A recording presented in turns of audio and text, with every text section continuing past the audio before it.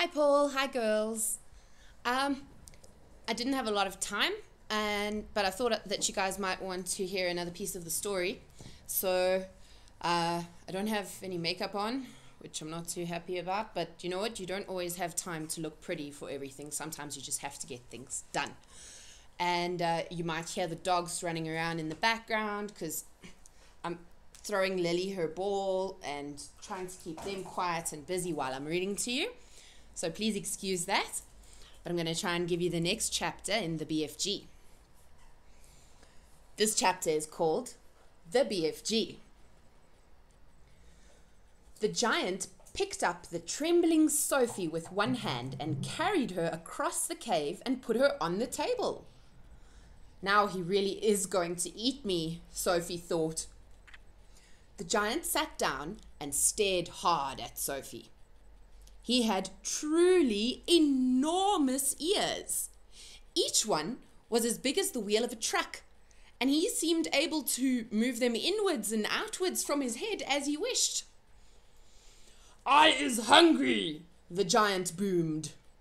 He grinned, showing massive square teeth. The teeth were very white and very square, and they sat in his mouth like huge slices of white bread. "Please don't eat me," Sophie stammered.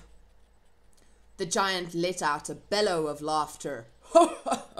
"Just because I is a giant, you think I is a man-gobbling cannibal," he shouted.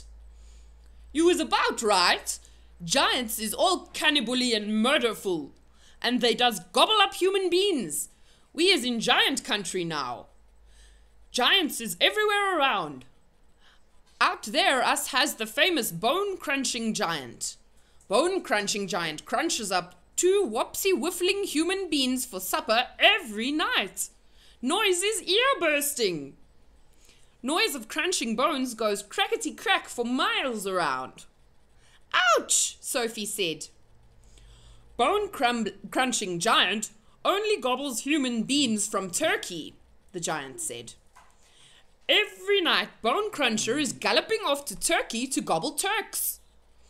Sophie's sense of patriotism was suddenly so bruised by this remark that she became quite angry.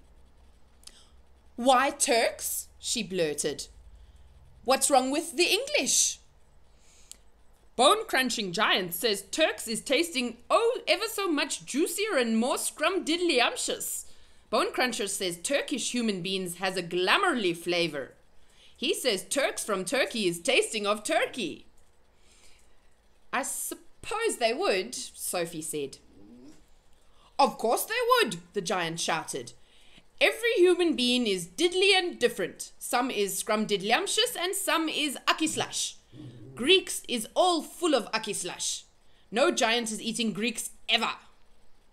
"Why not?" Sophie asked. "Greeks from Greece is all tasting greasy," the giant said. "I imagine that's possible too," Sophie said. She was wondering, with a bit of a tremble, what all this talking about eating people was leading up to.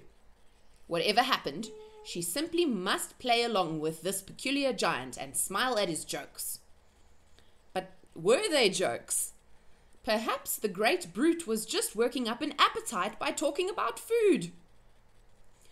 "As I'm saying," the giant went on, "all human beings is having different flavors. Human beings from Panama is tasting very strong of hats."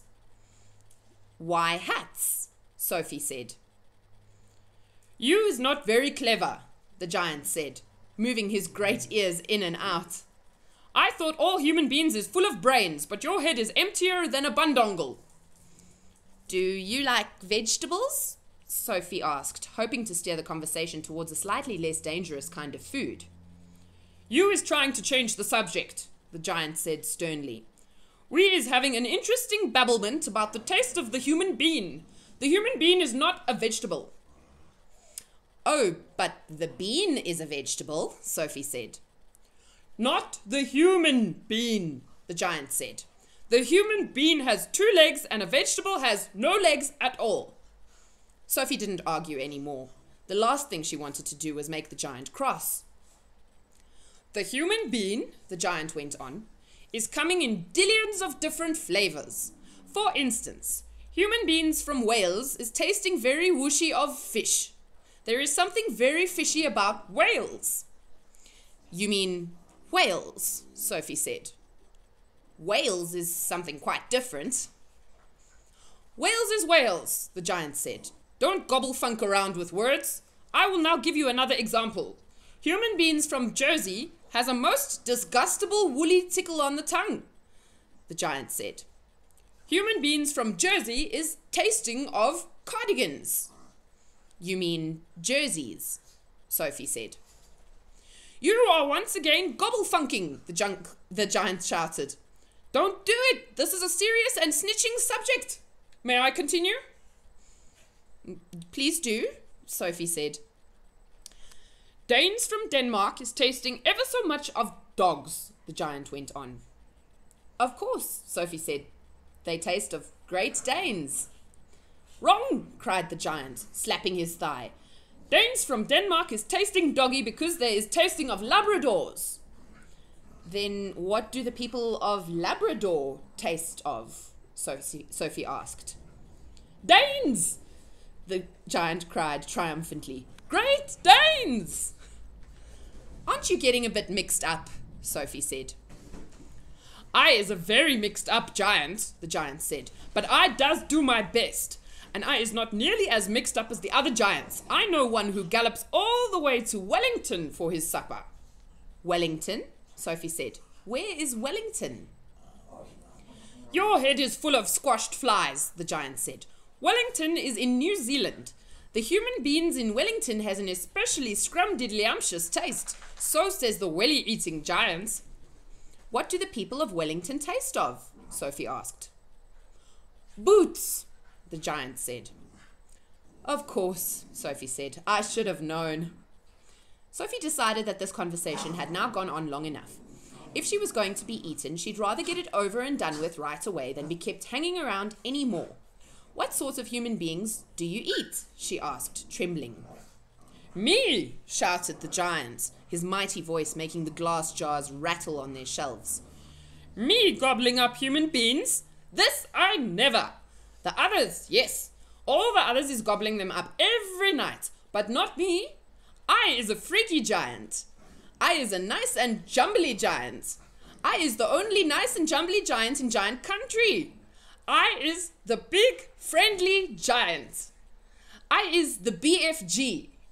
What is your name? My name is Sophie, Sophie said, hardly daring to believe the good news she had just heard. That's it for tonight. I'm going to try and do another one for you guys for tomorrow. Love you lots.